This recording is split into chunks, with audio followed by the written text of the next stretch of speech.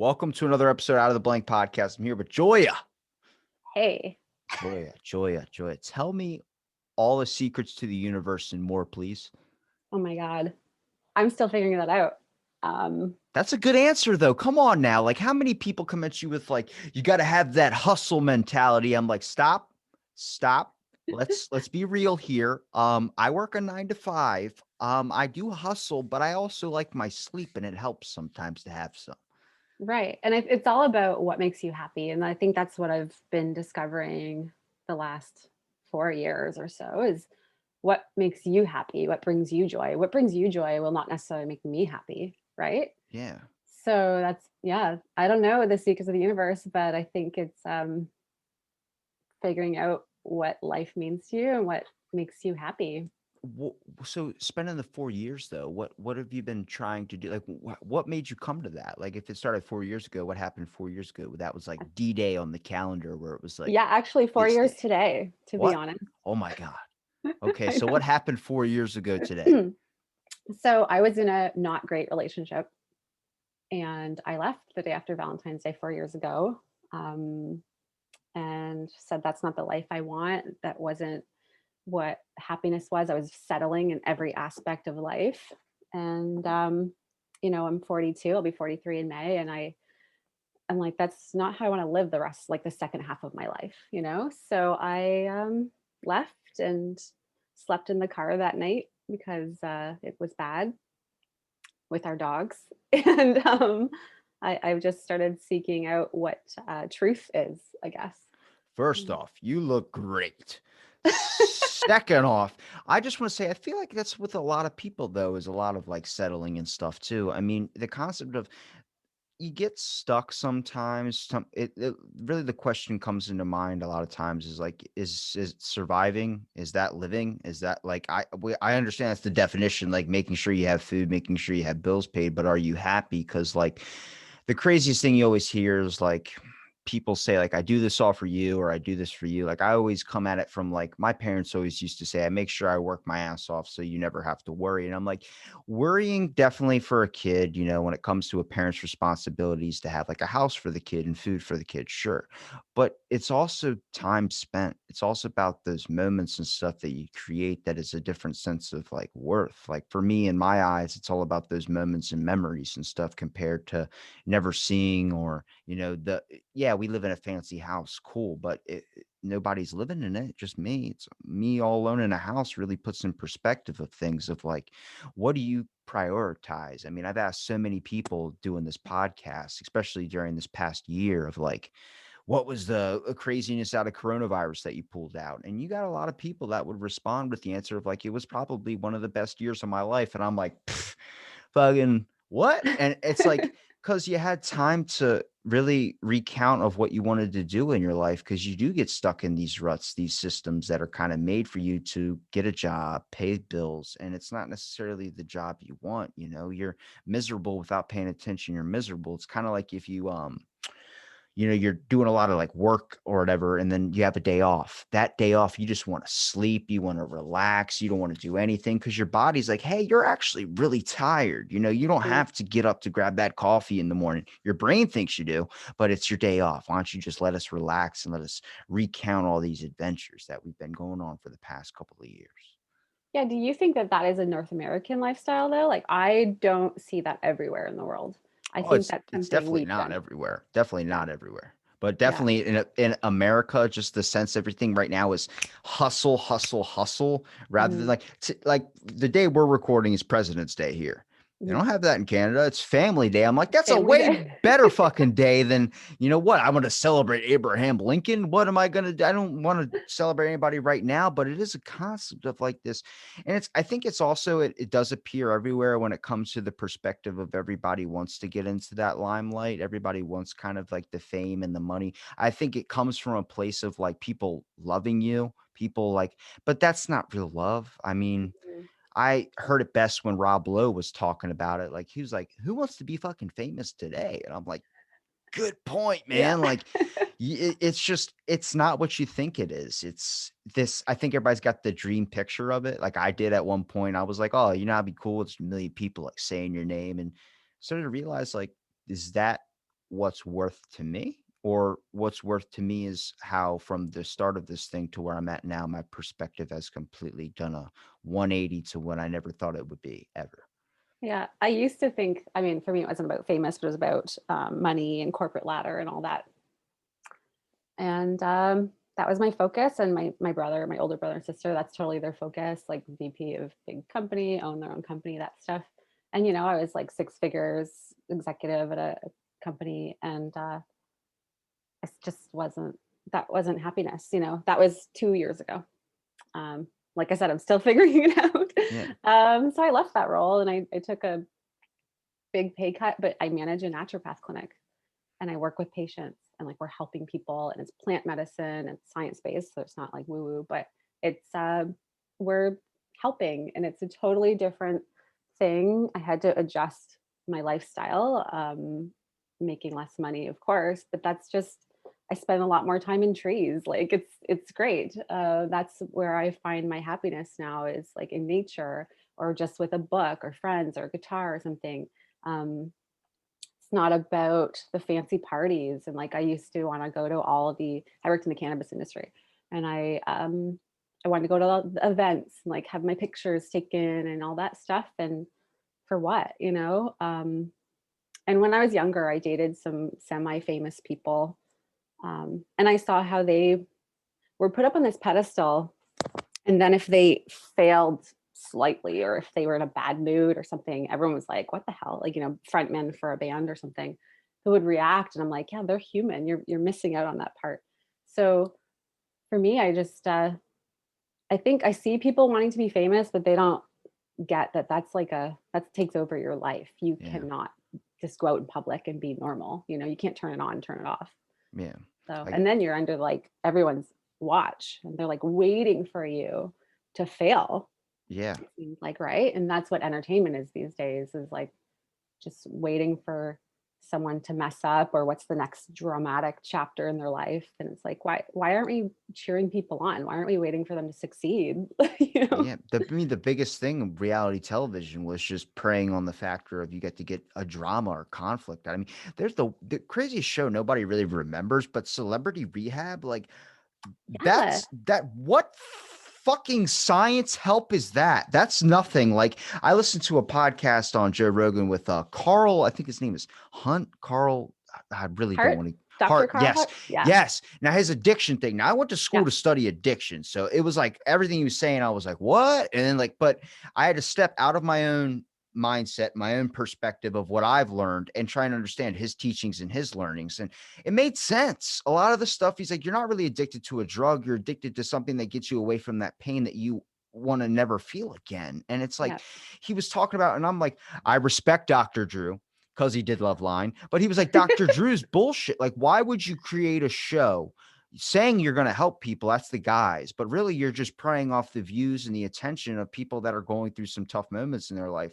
And it's like Yeah. an aspect of like, well, it shows that celebrities are people too. Of course, they're fucking people. They have a heartbeat and stuff, but you're preying off those dark times and those moments and stuff. And I think anybody that really can kind of tear down your own perspective of what you've built up as yourself or built up in your mind as this is what's right and this is what's wrong, and you look at other people's perspectives, like going to a different country or something, you start learning some things like, oh my god, like I never thought of it in that light of things. I never thought of it in that way. And you have more of a compassion for things. Like my biggest leveler, I would say, was invisible illness. That I didn't right over the head, just was like, what do you mean invisible illness? That dude's missing an arm. Like I Right. can see that. Yeah. But then someone with MS I had talked to, and I started talking to more people that were suffering from internal issues that you couldn't see. And then I had to suffer from one for myself. And I was like, oh, like there's a whole realm of possibilities that nobody's understanding. I was going through an intestinal thing for over a year. I won against John Hopkins. Shout out to me because they didn't show up for the fifth court appointment. But Oh man. at my work, I was in such stomach pain where it felt like someone was taking a knife and twisting it into my intestines. And I had Mhm. told my boss, and my boss was like, I had to get a foot of my intestine removed. So I know what that pain's like. Go home. And I'm like, And nobody else, if it would have been anybody else that would not know what that was like, it would have been like, "You can finish the rest of your shift." Like, Yeah, like take some Pepto or yeah. something they wouldn't know. But he knew that pain, and it was like, "Oh my god," like, understanding that perspective when I see somebody say, like, "I suffer from, like, endotitis," or something that's internal that I have physically never felt before.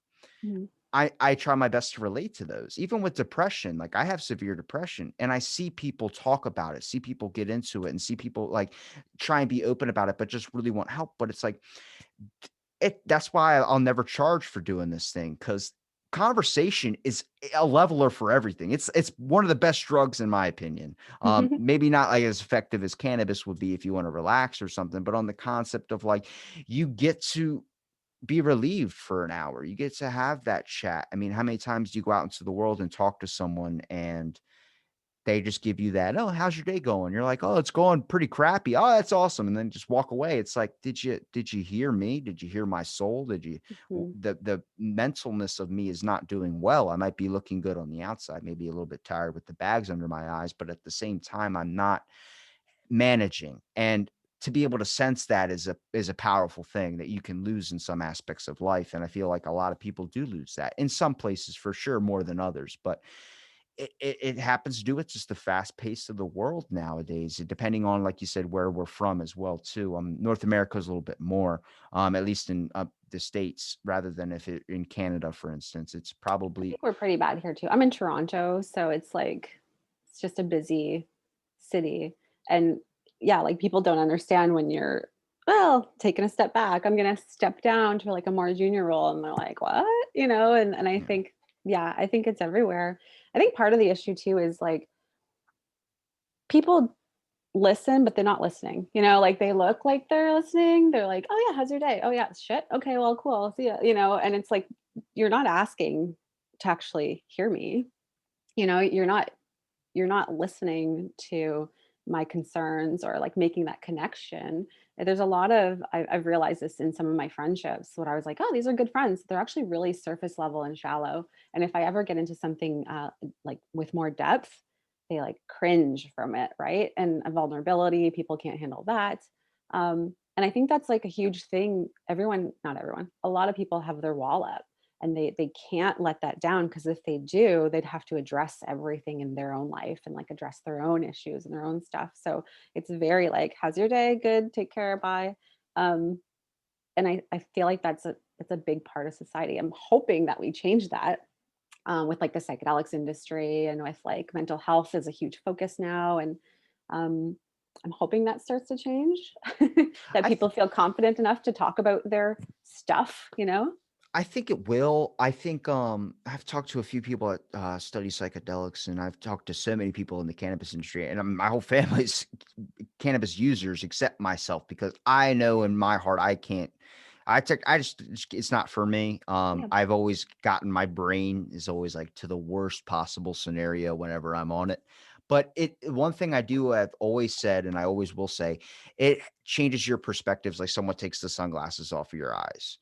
Mhm. Mostly on it shows a lot of things that you're doing in your life that you shouldn't be doing. It's correcting you on certain things like posture, like, oh, you're not sitting straight up enough. You're not, if you feel your teeth, maybe you should brush your teeth. You haven't done that in a while. And then it's like, you're kind of questioning yourself. It's being up in your head, and you get to really see the true fabric of things too when it comes to the world. Like you start realizing, like, are colors always this bright? It's like it's not like the stoner movie type scenario where everything's like Disney movie or something, but it's more on the concept of you're noticing things, Mhm. and it's taking in those moments. Like I try and catch myself now, like when I walk outside and I smell cold air or something, I'm like getting that into the lungs. Like I live on the beach, like my ocean is my back door. So it's like I can smell that sea breeze every single day, but you don't know how many days I miss past that. Where I have a friend who, like, maybe is 3 hours away or something, who doesn't have that option. And he comes over, he's like, dude, you get to live by the ocean.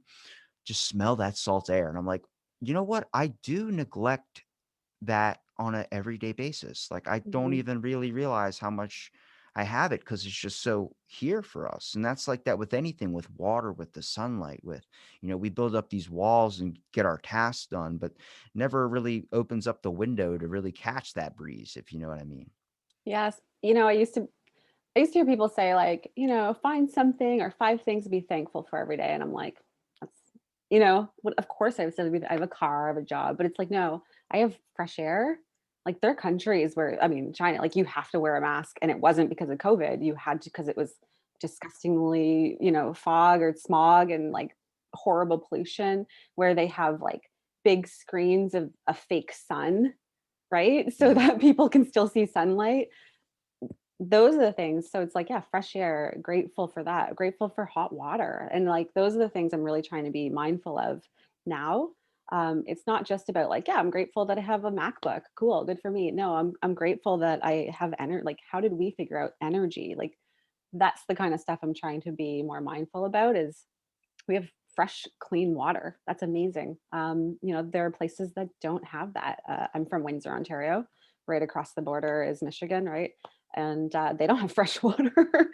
Like Flint is screwed. So um, things like that, I think, is super important. And that's one of the things in the last 4 years I've really been focused on too. Is just being grateful, being mindful, and that I think that makes you find your happiness. Now, did 4 years ago, is that when the cannabis came in more onto the conclusion? No, I worked in the cannabis industry, like 2 years before that I started. It was, there's a little no, they're not they're big now, Afria, it's a big cannabis company. They were just starting out though back then, and I started in there. Um, Which brought you to, like, the inner like, looking inside of yourself, like, because I was like, nobody really asks themselves, like, questions, and people are like, "Well, if you're questioning yourself a lot, then maybe you shouldn't be doing that." I'm like, "But questions are the best levelers sometimes to trying to find out who you are." Like, I ask myself questions on a daily basis, I mean, I might not look it, but I would like to say I have a good level of intelligence, at least I like to hope. Um, use a lot of big words every now and again.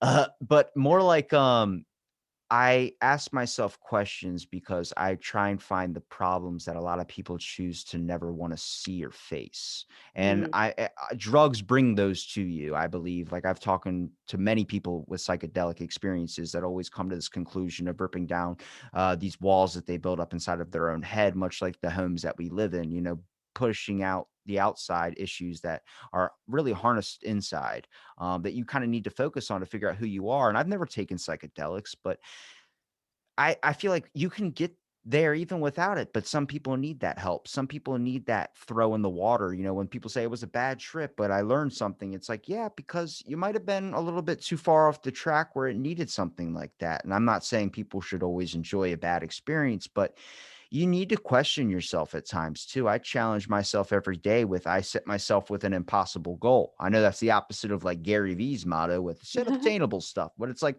at the same time, I believe if I set something so impossible, I'll never reach it, which keeps me striving to go towards it. And everyone's different, so everybody's going to have a different outlook on it. But my ego issue is huge. I mean, I have this thing where I get a compliment and I'm like a fucking hear the demon in the back of my head, like, yes, more compliments.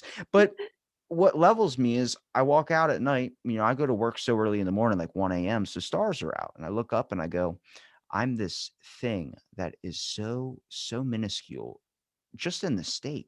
In the world, it's even smaller and even bigger than that in the universe and the galaxy, where Mhm. your ego hits to a level of not being existent, where it's like, oh my God, like, why do I think it's always got to be about me? Why do I have to be like I'm the one that needs to be the most famous, the most money, the Elon Musk of the generations, when it doesn't really matter in the grand scheme of things? Because I posted on Twitter a while ago, is it better to have a million people love you for a second or a few people love you long after you're gone?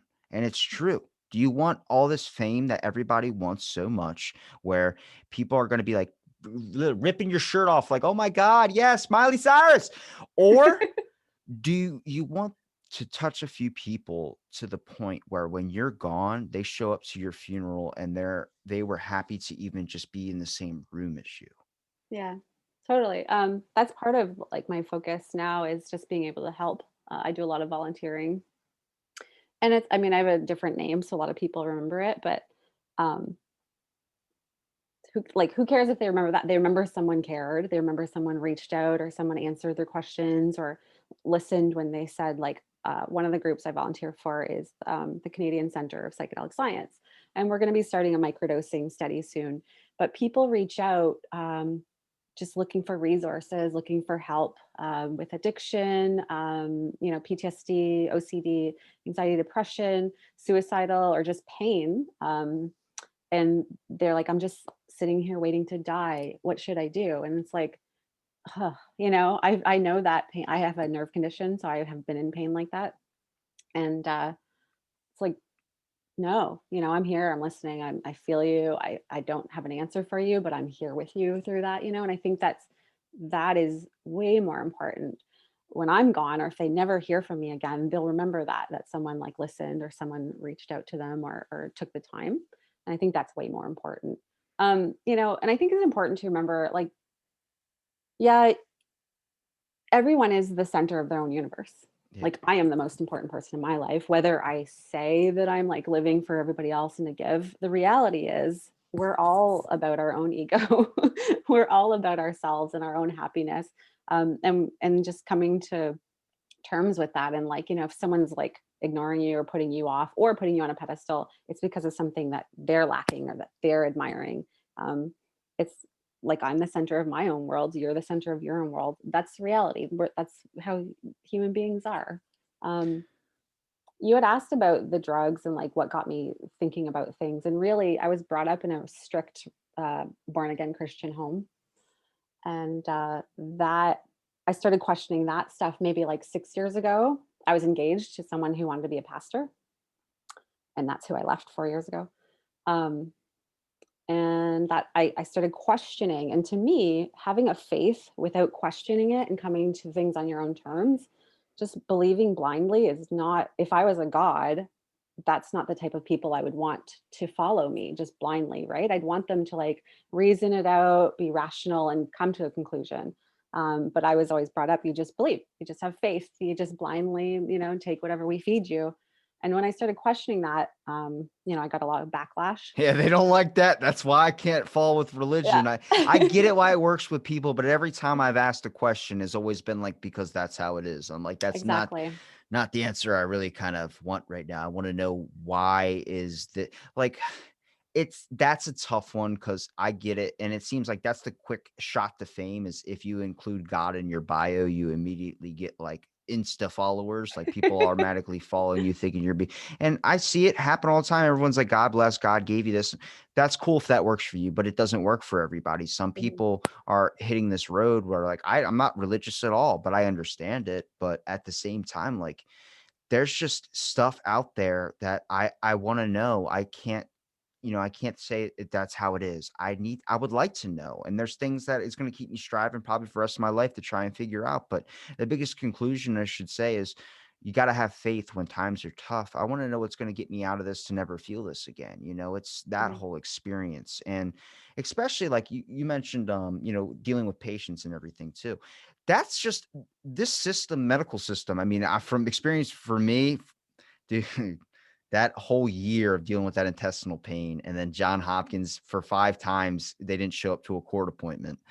That'll get you fired up. But then during the court appointment, the judge is like, "I'm not going to let this happen again. They do this way too much." And if it was Mm. you on your first time, they would just say no. I mean, I was going into it like a child. I was like, "I don't need an attorney. It's fucking Priority Partners. I'm gonna go in there and be like, 'What do you consider a priority?'" And that was gonna be my main line. And then I go in there and I'm like, "Okay, they didn't show up for the third time. So like, can I get my medication now?" And the judge is like, "I can't just rule in your favor, man." And he's like, playing with his hands. And I'm like, why? Like, what's going on? If it was me on my first time, you would have been like, all right, he's done. Throw this cord out.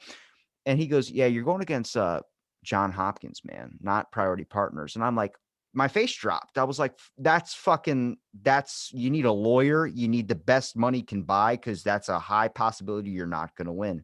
Mhm. But even I tell people I won, they're like, yeah, you fucking got lucky. I'm like, I did. I really did. But when they finally got a contact with their legal team on the last appointment, he calls me up. Hey, I'm getting ready for bed. He's like, hop on your computer. We're going to do the trial. I haven't gotten through to them. We're just going to roll with it. Did it. We start rolling in like an hour in. He gets a call. It's John Hopkins legal department. And the guy's like, we didn't know Mr. Robertson had a court appointment today. sorry, tell them, you guys go with the court case and we'll respect your decision. Tell them we apologize. And I heard it. I heard it through all the speaker on the voice or the whatever the meeting call was. Yeah. And all my stress went away. All my anger went away. Everything where I was like basically lying on my bathroom floor, freaking out, like I'm in so much pain. I just wish somebody would pick up the phone and answer me instead of me getting voicemail after voicemail after voicemail. And I was like, I just want to say to them, I'm not mad at them. And I just want to get this behind me. And the judge was like, I don't, you don't understand. You should be mad. And I'm like, I get that, but it's not going to help me right now. It's not as much as the pain. It just all washed away. Mm. And that can easily be simply fixed, I would say, with so many other things, such as cannabis, for instance, bringing it back to that at the same time. And just the other day, I lost my uncle to cancer. He didn't do his treatments because he couldn't afford it because his insurance wouldn't pay for it. Yeah. When I'm sitting there and you hear that, it's like a fucking human life is gone at the expense of what? Because he didn't have enough money to afford the help that he needs that should be provided to him. Hmm. That it really puts in the grand scheme of things, if you could understand how precious a human life is, whether it's a month old or whether it's 100 years old. It's a life that is completely gone off this earth. And I feel like that with everyone, that compassion for everybody. When I see something on the news, that's not praise to me. That's how we should all be as people, a more connected us, a more of like a sense that you probably get a overwhelming feeling of wealth Yes. when you help somebody and you see the faith in their eyes, or whatever you would consider that light, that like, oh my God, there's hope that there is good in this world, get restored. And you could probably check back 300, 200 something episodes ago. I was be like, people are horrible sometimes. They're they're bad, but at the same time, there's more good than bad. We just get showed a lot of the bad. And people initially, I know if somebody was going to fall in the middle of the street and they needed help, it's the same thing when you see somebody in a car accident. A bunch of people are coming to help because it is an overall sense of like, in that initial reaction, that breakthrough moment, that, fight or flight response, a lot of people are going to come to your aid in a situation where you might be severely hurt. Yeah. I don't think that there are bad people. I think there's bad behaviors. And that's Yeah. something I've learned too over the last few years.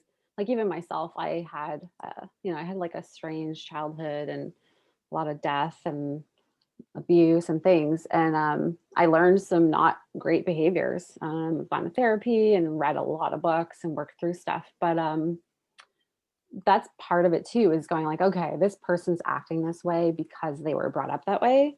Or because that's what their country believes is the proper way to react, or because that's the value of the system that they live in, like in the States with medicine. Over here we're lucky, we have like pretty good medicine, still kind of crappy, but at least it's free. Um, but that's part of it too, is looking at it and like, no one's choosing to be an asshole. Like, that's just probably a self-defense mechanism from being ignored by their parents when they were young. It's just a behavior. And I think that there's a way out for everyone. I think that everyone has the ability to be kind and compassionate and considerate and to rework their way of thinking. So that's another part of my whole like discovery, is like looking at people differently. Um, Even like some people that get into healthcare, they're in it to make a name for themselves. They're not in it to help people. That's one of the things I've realized over the last few years. And with that, it's, why are they trying to make a name for themselves? Okay, so then you get to know them better. And you're like, oh, your dad ignored you your whole life. Okay, so I see. So you're now a PhD, a researcher. You want to get your name out there so that someone will pay attention to you because your parents ignored you. It's like it usually goes back to a lot of childhood trauma and childhood crap. Um, so I see that that's a new way. I used to look at people with Christ love, which is Yeah. like love them through their crap. But now I look at it through just everyone's human and everyone is brought up and has experiences. And it's not necessarily about you, it's their own issues internally. And I think that's, I think that if everyone starts looking at things that way, like, then the world could be much better, much healthier. Like addicts, for example, I worked at a dependency clinic for 5 years before I got into cannabis.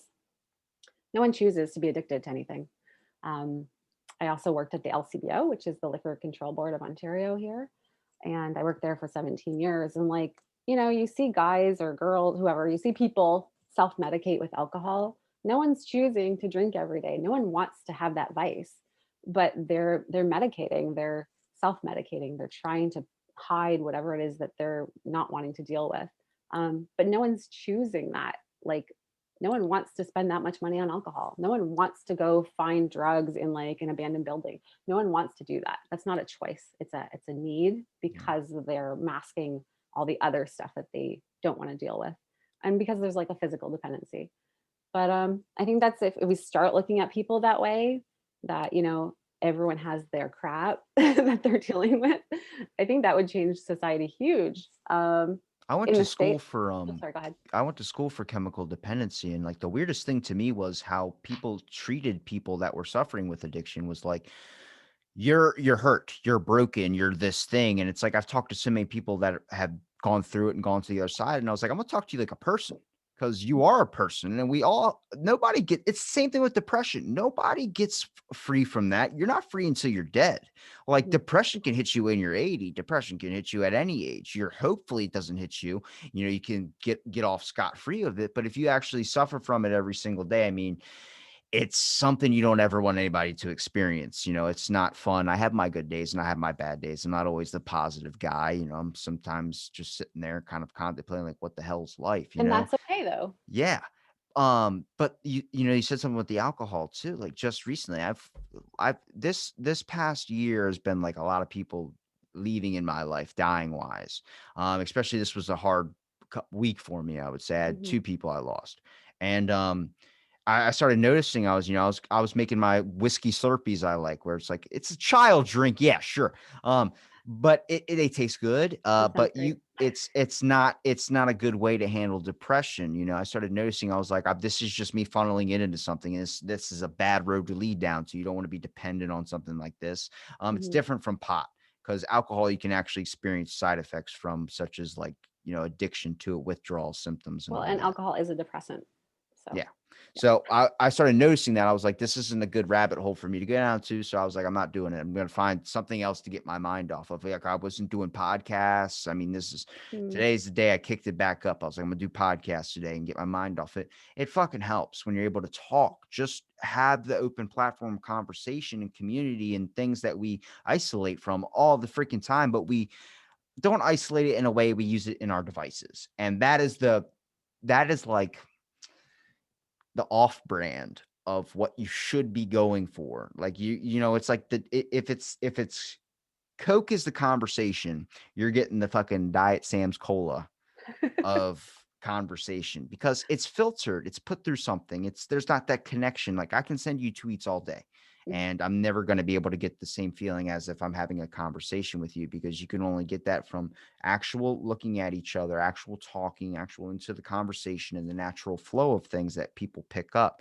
which you can experience on a daily basis, which I'm like, if more people just had family dinners, had a conversation. I mean, we used to have people who used to come home with a problem and used Mhm. to talk to a friend or a family member where they would literally be like, listen to you and then talk. And then you would feel like a hug for your soul.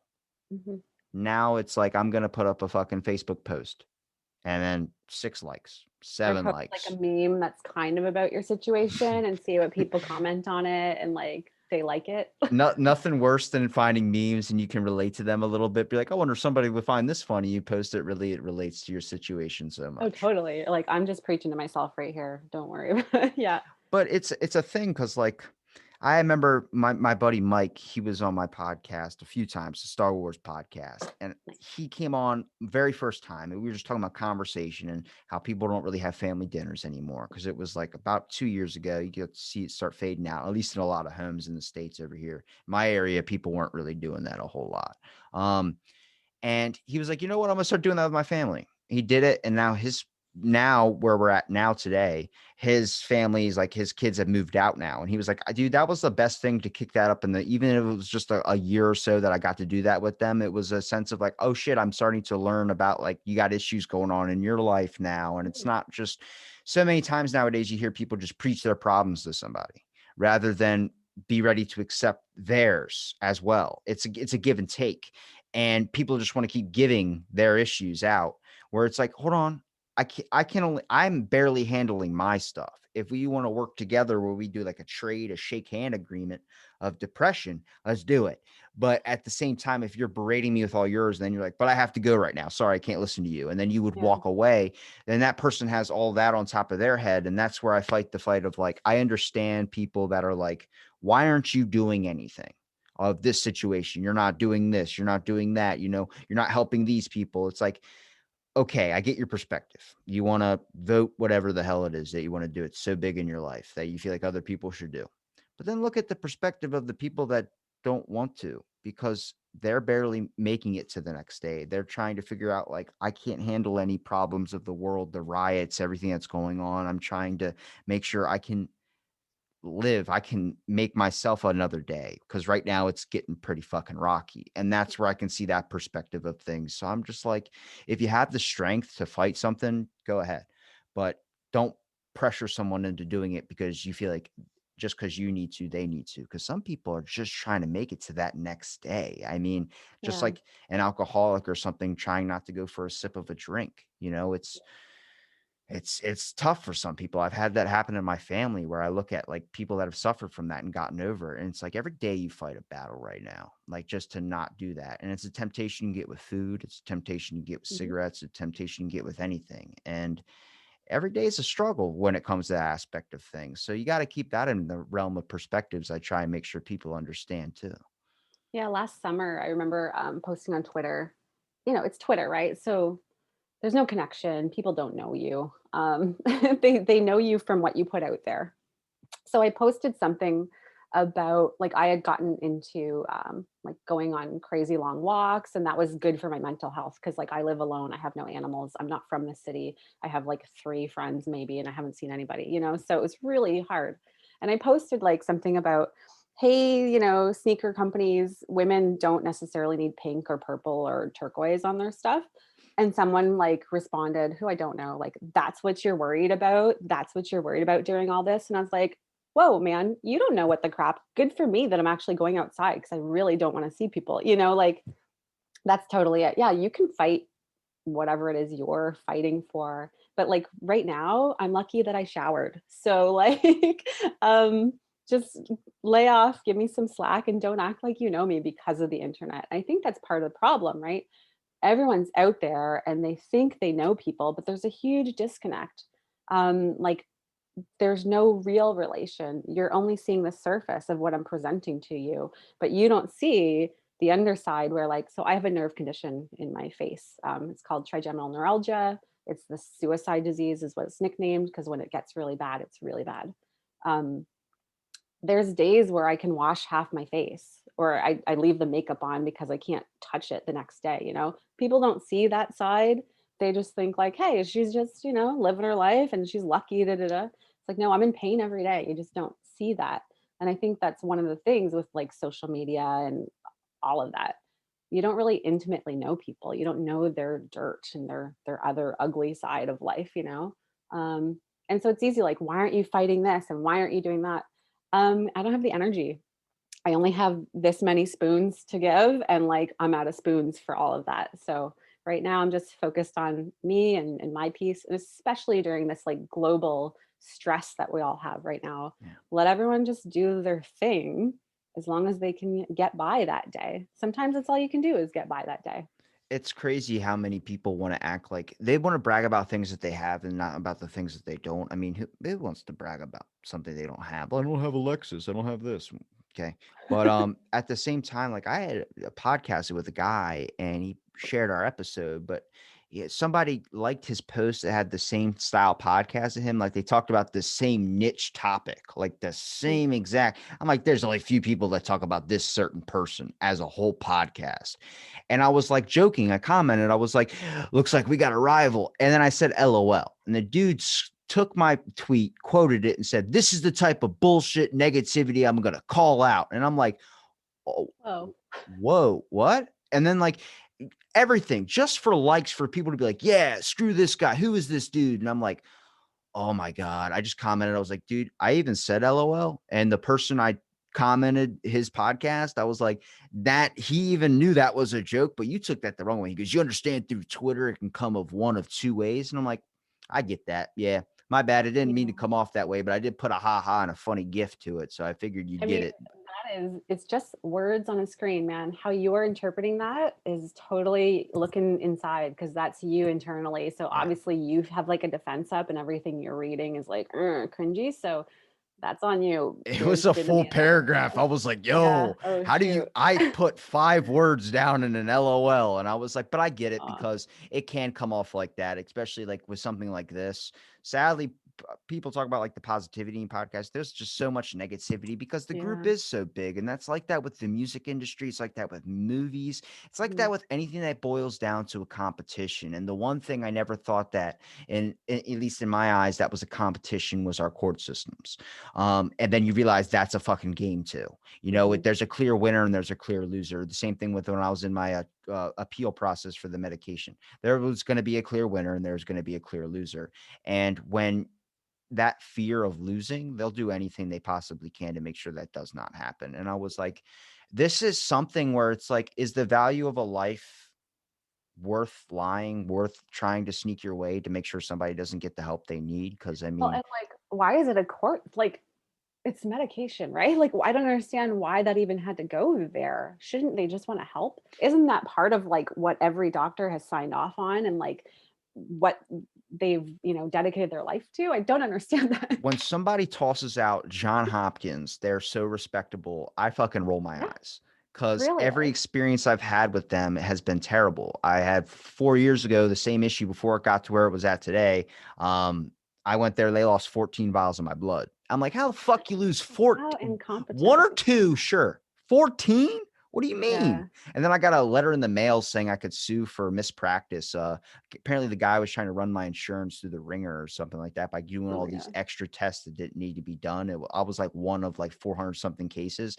Wow. I've never had good luck with the medical industry. So I Mm, was just like, fuck it. And then I just totally forgot about it. And then I go to get this medication. They denied me at the start of the December mhm, last year, not mm, this one that just passed, the year before.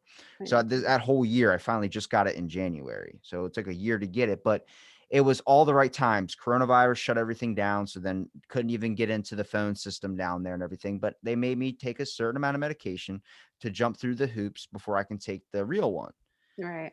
I did all that, called them up, and they're like, hold on, you've been doing it without us prescribing you it. Your other doctor's been prescribing it, and we need to get it on file. And I'm like, okay, well, I'll just send you the records of the doctor, all the stuff that I have been taking. I've been paying for all this stuff like Miralax, all these types of things on my own bank account. So that's Right. hundreds of dollars of my money. They're like, well, we need you to go pick up these prescriptions. So that's another 2.5 months of doing that. Then I do it, and then they denied it. And I'm like, well, then I'm taking you to court. And I don't think Yeah. they expected that. And then they put it off for so long, and then they didn't show up, and then I finally got it. But it was this aspect of like, you're supposed to help people. Like, what they sent a letter saying flat out, at least paraphrasing, of course, that I wasn't worth the medication cost. That was the denial letter, was like, you're not really worth the coverage. And I'm like, well, okay, well, how much is the medication? Because I'd rather, I'm not going to the bathroom for 60 something days. Yeah. So that's worth any price. Like, I'll pay Yeah. fucking anything. Yeah. Freaking 400 and something dollars for a 30 supply sample. I'm like, I Well, that's an can't issue. do that at all. Like, I don't, I make that in 2 weeks. Like, that's all my paycheck and I got to pay rent. Like, you're kidding me. Right. And, so now it's only $3, which isn't, it's a fucking win in my book. But Yeah. at the same time, it's like, you understand that there's people out there that actually need something like I did and I do. And you're going to put that price on them and expect them that, Mm, oh, if you don't have this, then we're not going to cover you for it, when you can easily make thousands and thousands and thousands and thousands of those things, yeah. millions, I'd even say. But you're going to put someone through the pain and the struggle of that to the point where I was at, like, fuck life. Like, this is terrible. I don't want to live like this anymore. And Mhm. my uncle who passed, like, didn't want to pay for his treatments because they were breaking his bank. He couldn't afford to do anything for Christmas. He was like, I'd rather give Christmas presents and fucking, you know, pay for my treatment or whatever. And I'm like, think of that. Hmm. We're people, right? We're supposed to be helping each other. I get it if you got a thing of overpopulation in your head going on. That's not a fucking way to handle it. Right. That's you need to fix that. And that's a big system with a lot of these situations where people get dealt in. It's like, marijuana, even though it's becoming legal, it's still kind of stigmatized a lot. And the reason why I feel like is because they can't regulate it a whole lot. They're getting there, but Yeah. it is a concept of like, what's the more money profit? And that comes to giving you a pill telling you it's going to cure all. Well, that's part of it, right? They want to be able to put a DIN on it, a drug identification number. And so with plants, you can't really do that. So they have to take each chemical out of it and go like THC, CBD, CBN, CBG, all these things, and make a molecule out of that and then make a compound out of that. And so then they can license it and have it just be theirs and no one else can use it. And it's just about money, right? Whereas over here, it's a plant. Every lot that's grown, things vary. The percentages of THC, CBD, all the cannabinoids, the terpene levels all vary. So you might find a product that works for you temporarily, but as I don't know if you know anything about cannabis, but as you like clone it out, then the THC percentages usually go down. And so maybe someone who has cancer needs that higher THC in order to, get through the pain, or I need high CBD. Um, but as that wears down, then I need to switch to a different chemovar, a different strain. And no drug company would like that. They don't want you to switch to another product. They want you to always buy theirs. So I think that's the struggle with cannabis. I think too in the US, the the testing over there is not regulated. Like here, our labs that do the testing, it's regulated, so there's no fudging the numbers. Over in the States, it's not regulated. It's not, well, federally, it's not even legal, but so it's not regulated the same way. And I think that's going to be one of the big issues is like, is the patient getting what it says they're getting? Is the patient getting what they need? Yeah, and you would feel like if it helps somebody, at least in the eyes of like, if you're just an average person with an average sense of empathy, if you asked any of these people individually, like, hey, wouldn't you just want to help people? It's going to be a yes. But the thing is, when you're signing off something where you're like, even the judge said, like, I'm reading this is different than talking to you. And like Mhm. he said it on the phone with John Hopkins. He was like, if you see Mr. Robertson's face right now, you're going to know that it's not going to be in your favor because his face is pretty convincing. And I was putting on the sad eyes. I was giving him like the Zoolander look.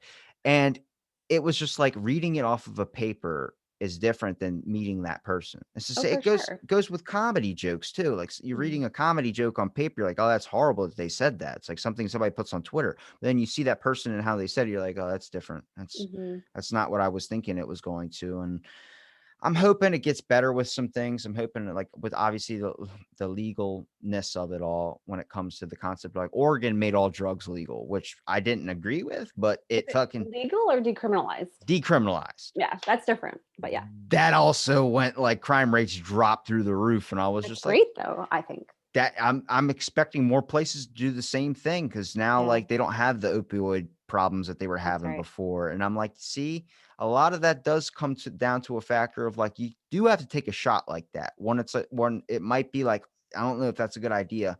It might fucking work.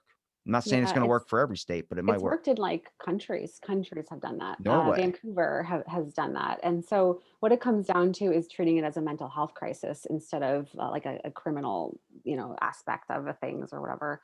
Like someone who is dependent on something or addicted to something, it's not by choice. Someone who's robbing a house or stealing a wallet or whatever, they're doing that to make money to score the drugs. If we start regulating these things or at least decriminalizing them, if you're busted with something on it for personal use, instead of being put in jail and our taxes go towards them being in jail, they're put into rehab. They're given like resources on how to get out of that. And in Vancouver, I think they're given like a $300 fine or they can go to rehab. That's awesome. Because a lot of the people that I used to work with in dependency clinic, they lived on the streets or lived on their friend's couch.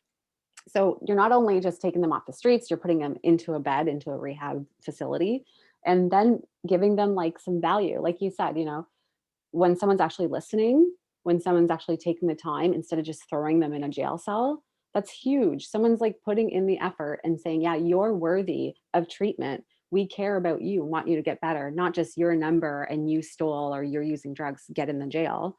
I think that decrim is super important And that's not the same as legalization. I don't think everyone should just be free willy-nilly doing drugs. It's horrible, I think. When I'm about to die, give me all the drugs. Oh, heck yeah. I think that over here we have that too. We have a Section 56 exemption where people who are on their deathbed, and like with cancer or something, and they have anxiety coming from the fact that they're going to die, they're allowed to use psilocybin, What? mushrooms. Yeah, to treat the anxiety. I want to take salvia because I've heard experiences where it's like you live or it's 45 seconds real time, but it's 20 years in this crazy drug trip. Like a dude spent Yeah, 20 years as paint on a barn. I'm like, that's fucking give me all that when I'm that's about to like die. DMT is like that as well. Oh, Like it's like a super short trip, but like you're in another planet, man. it's fucking awesome. I'm like, that is it's like Judge Dredd. It extends your that slow-mo drug that makes your fucking life just go on for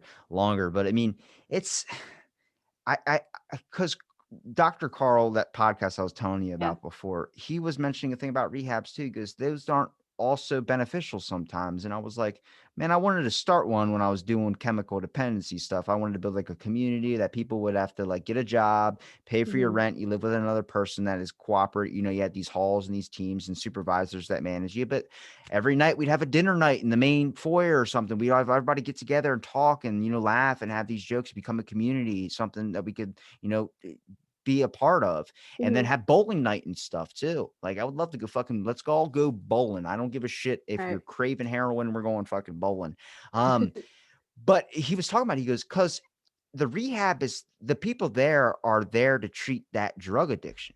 Mhm. Then when you get done, the problem's not fixed. Your Yeah. life's still shit.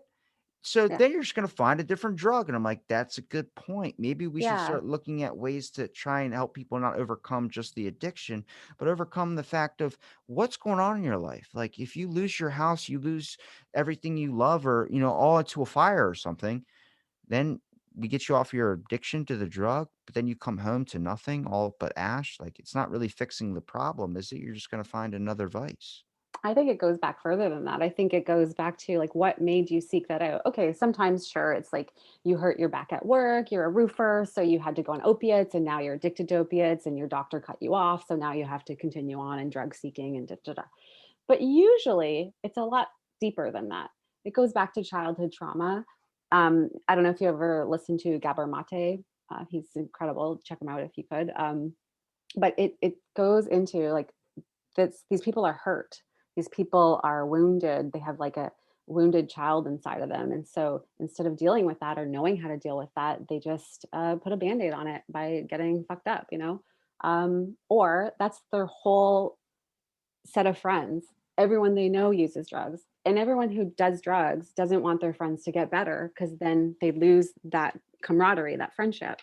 So that's a big part of it too. And at the dependency clinic, that's one of the things I would say to them like, look, you might have to find a whole new set of friends because your friends aren't going to be like, oh, he's our sober DD. You know, they're going to be like, come on, man, just try, you know, where's our fun party guy? And that's part of what I think we're trying to do in the psychedelics word, like some of the psychedelics can help you get off of opiates or quit smoking or whatever. But there's also therapy that's needed on top of that. So like you do these great, you know, medications, drugs, and they help you treat the addiction side of it. But it also, you have to go through talk therapy and talk through why you started on these things in the first place. I think that's the biggest part of it. So I actually started back in school last fall. I put it on hold right now because I don't know what I'm doing, but I wanted to become a therapist. I see all these people who need help, and I love talking and I love listening. And if I have any way to help someone, like I'd love to do it. So I think that's the biggest part. I think everyone would benefit from therapy. Everyone in this world, even if they think their life's perfect, there's no way. There's something that happens in your day to day that you could benefit by talking to someone about. So I think, I agree yeah, 100%. right. I mean, I have friends who are like, no, my life's pretty good. I'm like, okay, like, what are you internally thinking about? Imagine if you can talk that out with someone who's unbiased and not going to hold it against you, you know, or like stomp away or whatever. Um, I just think it's great to have that someone that you can go to. My therapist's name is Jupiter. He's a big hippie kind of guy, and it's awesome. It's great. I tell him like everything. I always tell people, I consider this my therapy. So obviously by all my episodes, you can tell I got a lot of issues. It's because I used to have a therapist. I've had a couple therapists, but they just it to me it was just like it's not. I have a lot of issues, but I like to try and figure them out. Like a lot of people want to drown them out, and like same thing when I was telling you about with the whiskey. I started looking at that. I was like, you're just drowning it out. I was like, I want to fucking deal with it. And a lot of people don't want to deal with it. I want to Yeah. figure out what that is. I want to. I'm an insomniac, so I don't really sleep a whole lot. So I spend a lot of time in my head. I spend a lot of time with my thoughts. I work out. I find a way to my gym addiction, whatever you want to call it. But it helps me look inside myself to be able to fix my own issues because I feel like a lot of times people never want to look inside themselves to really find what that issue is and work on it. And I'm like, I don't want anything to fucking hide it. I want to Mhm. find out what that is. And the therapist I was going to, she was nice, but it was more of like me just talking it out. And I'm like, I could do that in my own head. And it's cool sometimes to have somebody listen to you for sure. But for me, it just wasn't the horse for me. I was just like, I can do this on my own when it comes to, I want to, I have friends that'll reach out and stuff like that, but it's better sometimes to just, I like sulking in it sometimes. I like trying to figure out why is it making me why am I thinking of it like this? And let me twist that. Let me turn Mhm. it a different way. Instead of focusing on it like half empty, think of it half full.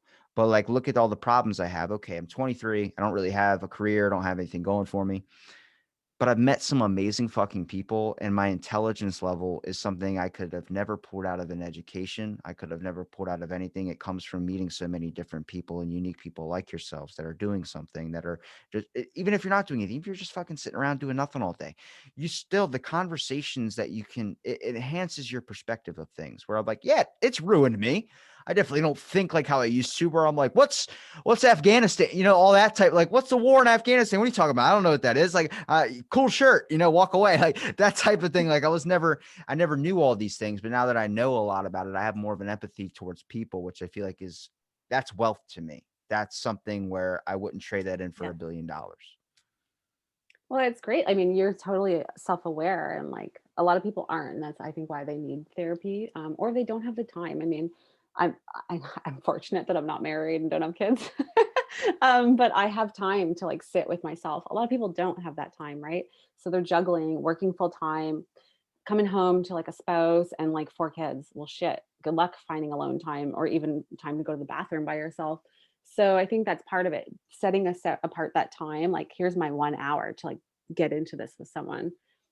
I think that that's needed for some people, but I'm the same. Like I see my therapist once a month now, but any other time I'm like reading a book on working through my stuff, or I journal, or like I really change the way I'm thinking about things. And yeah, so I agree. Not everyone needs it, but I think it's a benefit to I think it would be a benefit for everyone. Not that they need it, Yeah. but it would be a benefit. I hear people talk about like, I've been going to my therapist for 10 years. I'm like, that's a bad fucking therapist. No, Because see, I don't agree.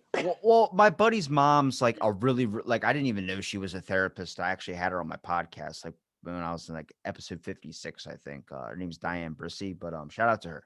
She actually owned the clinic of where I went with my other therapist. But I didn't know she was a therapist. She was my second mom. Like Yeah. I lived at my buddy's house so many summers when I was a kid. And then finding out later she was a therapist, I was like, that's weird. It makes a lot of sense why when we found $100 and we all split it. Um you asked me why I bought so many Webkins, and you asked me why I felt like I needed that. And I was like, now it makes sense. You were fucking psychologically taking me down. And she was like, yeah, I do. And but when I was talking to her, she was like, you know what? Therapy is something where it's like, yeah, it's nice to have someone to talk to, but if you're just going to someone to talk to, it's a therapist also their job is also to help you not need one, not Mhm. need to release those problems. So when I hear someone go like, "My therapist's great, talked to him for 10 years." I'm like, "Fucking dude, like, you might need to you got to get your problem fixed. If it's a 10-year Totally. problem, you know what I mean? It's like that perspective of things is what I mean on that. Like, yeah, if it's going for 10 years, you got to be like, "Hey, maybe you Time should." to change it up. I mean, unless like something new happened, maybe there's a new death or like someone close, did something and like there's new traumas for sure. But like something I noticed too is as I open up about one thing, oh my God, it like unpacks a million other traumas that I've been through. And you're like, oh, so there's actually way more to this than like what I thought. But that's kind of what got me questioning the religious stuff is people who are like, I'm like born again Christian. I don't know if you know anything about that, but I've been like a Christian for 20 years. And I'm like, wow. And you still have all your same crap. So how's that going for you? And they're like, well, at least I have Jesus. And I'm like, okay, cool. But you're still an asshole. Like you're still super selfish. You're still so like, what's the point? Like, are you Christ-like? Like, I don't understand what you're like, yeah, I've been a Christian 20 years. So what? It hasn't done you any good.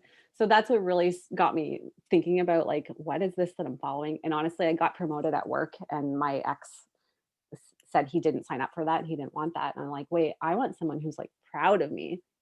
And it came down to like women are me. I shouldn't, I should be a mom and a wife. And I'm like, ugh, that's That's so just gross, man. Like, that's the oldest, dumbest thinking in the freaking world. honest to God, I made more money than him is what it came down to. I Like don't that. give a if a girl makes more money than me, good. Let me fucking stay home. I don't give a shit. Fuck, I'll be lazy all day. I don't care. Yeah. Even if it comes to taking care of kids or something like that. To me, that's just like I rather see people succeed than not. And I feel like that's how you know you're in a proper relationship too, is when you can actually be happy for someone that gets something that might be more than you. But so many people can't step out of their own egos even for that. You Hmm. know what I mean? It does come down to like an old school type style of thinking. And I'm like, that's the part of the world that I kind of like is how we are evolving. It's happening very quick, which I feel like pump the brakes a little bit when it comes to like, don't yell at somebody for not knowing what's right and wrong now, Right. because everything Yeah. changes every 5, 10, 15 minutes. But Yeah. it's also a concept of like, it's cool to see how much we're growing as people now. And I feel like there is a sense of compassion there, but right now we're in this conflict state of tearing each other apart over people that aren't knowing better or people that aren't changing. And it's like, it takes time, same thing with a near death experience. When coronavirus hit, everyone was kind of like in this state of like, I got to take care of people that aren't going to be able to get the elderly, the people in my neighborhood that can't get groceries. I got to go get them groceries. Mhm. That lasted 2 fucking weeks. Like Yeah. I called it was going to. And it's because that imminent danger, that sense when we have a terroristic attack or something happens, people come together to help each other. That's how I know we're initially good. But to hold that forever without something happening like that, that's the answer. That's how are we going to get there? And I believe that starts with a sense of just compassion for others, not a sense of like you need to change, but a sense Mm. of like, hey, got to understand this. And then having that perspective come in, it makes you just brighten up your day a little bit of like, oh, I never even realized that's how you were thinking of it. Hmm. I really think that human beings are selfish. People can say we're not selfish. Ayn Rand is one of my favorite authors. And it doesn't mean that I believe everything she stands for, but I do believe we are selfish. And even in giving, we do that selfishly because we feel good about it or because there's some benefit to it. And Fucking hold on. That is Salvation Army, the guy ringing the bell in front of the store and people donate just to donate so people see them donate. right, Oh, that gets me. Oh God.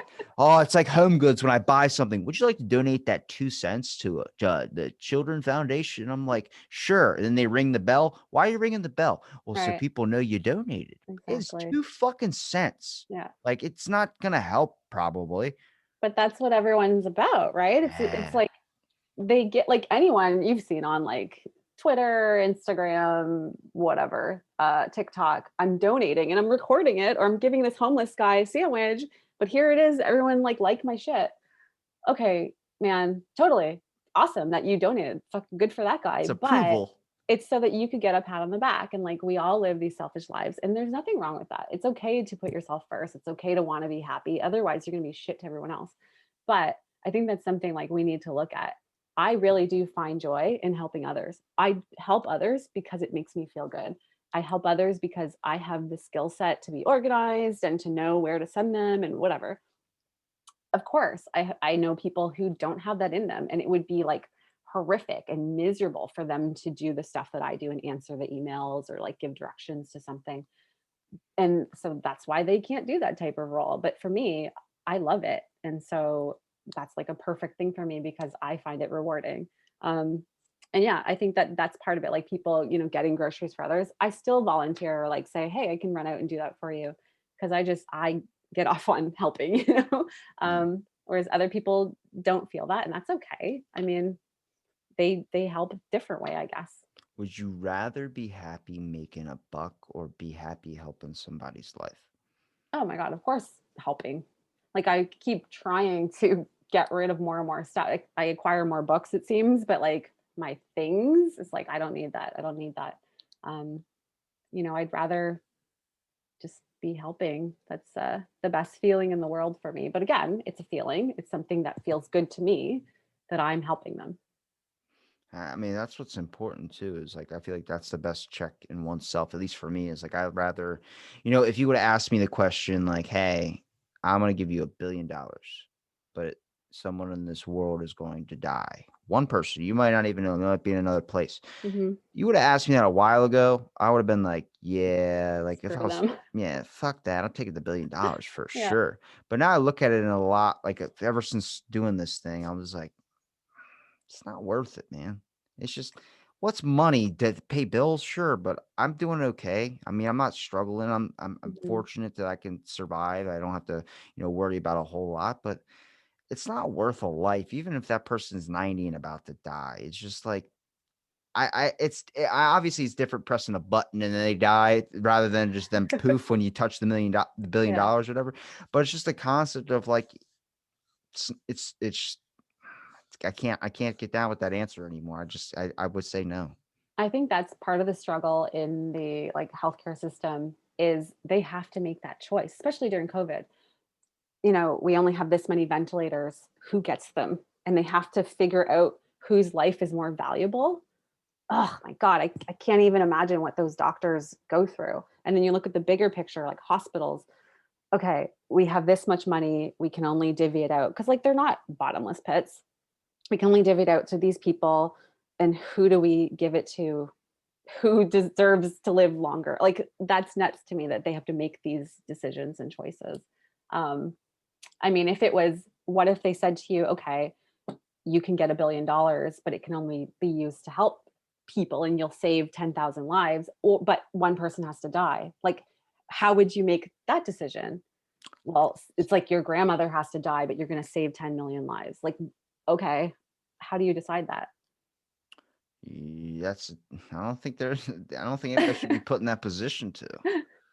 No, I don't think so. But I see, I mean, I see it on, I'm sure you see it on Twitter, reading the stories, like these doctors who are like exhausted, doctors, nurses who kill themselves because of what they've had to decide who gets to live. That's a horrible place to be, you know? So it should be more like Hunger Games where I offer as tribute. You know what I mean? Yeah, if it was so easy, I mean, I'd volunteer. That'd be great. Just have a royal death match of who decides. Like, I think that's part of it. I have no fear of death now. So I'm like, sure, I'll give it a shot. I don't care. then they bring up that question. You might not fear death until it's actually at your door. There was a time when I was first diagnosed with my nerve pain that I was like, I just want to die. It's like it's a horrible thing and you can't function and you can't eat or you just cry and sob. You can't sleep. It was horrible, horrible. I was like, I don't care anymore. Um, but I think that's part of it where you just like you're living your best life. I know it's so lame, but you live in such a great life and doing the best that you can and giving the most that you can that I'm content. And my mom's praying that I find a husband and get kids and all this crap, but it's like I'm pretty happy. My life's pretty simple. Um, and if I died today, then that's cool. I've helped people and people would remember me for that. I'm gonna remember you Oh, thank you. I'm gonna remember you too. because your name is pretty freaking special. My name is my mom's best friend in grade school was named Joya. It's a Spanish name. And my mom's adopted, so no one would really be friends with her except this little Spanish girl. I'm guessing no one would be friends with her too because we suck. So she called me after this girl. So your name's Hoya. We say Joya. My family's from like we're English, so we say Joya, but it's Hoya. Yep. So I'm an asshole. No. I don't. My family calls me Joya. Okay. All right. I mean, maybe you're an asshole, but my family calls me Joya. Well, I really appreciate you for doing my podcast, everything, giving me the time to be able to talk to you today. Is there anything you want to promote, like your Twitter, where people can find you at any links that you have? Yeah, on Twitter, I'm Shuck It Trebek. which is from like a Jeopardy Saturday Night Live Shuck It Trebek kind of thing. I'm on Instagram, Joya Halls. Check out the groups that I volunteer for. The Canadian Centre for Psychedelic Science. We're based out of Toronto, and I volunteer for MAPS Canada, both psychedelics group that I'm part of their drug policy team, and I volunteer for a Facebook group called SheCann Cannabis. It's legal cannabis only, so like we don't promote any illegal sites or anything, but just we have like 5,000, 7,000 people in there who are just lost. They don't know how to maneuver through the cannabis system. So we help them get their scripts or figure out what product will treat their symptoms or their disease or whatever. So, um, and more than that, really, I just want you to know, like, you're pretty important. And I don't know why you would want to find fame or what drove that in you, but like what you're doing is super important and you're connecting with people. And that's pretty amazing that you do this. It's not a podcast just about you, right? You're actually asking people about them. And that's it's pretty amazing. I hope you know that you're important. Thank you. Thank you for feeding my ego as well. Um, but like I said, I do appreciate you giving me the time today. I know it's not easy to find an hour a lot of times, but it is, and you did it for me, and I appreciate that a lot. And thank you for listening to this episode of Out of the Blank podcast.